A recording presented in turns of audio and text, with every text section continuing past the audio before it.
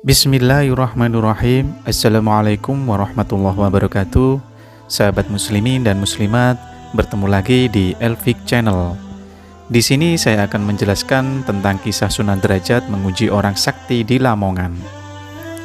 Suatu hari terdapatlah seorang sakti yang di tanah Jawa bernama Raden Nur Rahmat. Sunan Derajat penasaran dengan kesaktian Raden Nur Rahmat yang sudah populer di kalangan masyarakat. Dia berniat mengujinya. Pergilah ia dengan para pengawalnya ke kampung Patunon. Ketika sudah bertemu dengan Raden Nur Rahmat, Sunan Derajat meminta izin untuk menikmati air nira dan buah siwalan. Dia ingin mengambilnya sendiri.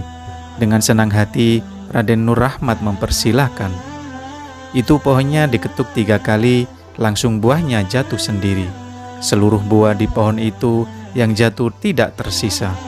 Inilah cerita yang pernah diungkap oleh juru kunci makam Sunan Derajat yang bernama Yahya, berada di komplek makam Sunan Derajat, Paciran, Lamongan, Jawa Timur. Singkat cerita, setelah buahnya berjatuhan, Raden Nur Rahmat sama sekali tidak heran, tetapi dia malah geram. Raden tersebut berkata pada Sunan Derajat bahwa jika cara mengambilnya semacam itu, maka anak cucu kita kelak tak akan bisa menikmati buah siwalan dan air legen. Sebab Sunan Derajat telah menjatuhkan seluruh buah dari tiap pohon siwalan.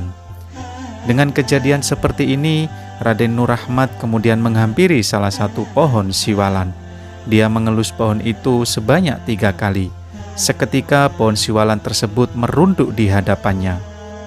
Lalu Sunan Derajat diminta untuk mengambil air legen dan buah siwalan sebanyak yang dibutuhkan saja. Setelah buah dipetik, pohon itu kembali tegak seperti sedia kala. Dari situlah Sunan Derajat menyaksikan sendiri kesaktian yang dimiliki oleh Raden Nur Rahmat. Atas ujian yang mampu dilewati oleh Raden Nur Rahmat tersebut, Sunan Derajat memberinya gelar sebagai Sunan Sendang Duwur. Atas kejadian tersebut pula lah yang membuat keduanya begitu kompak.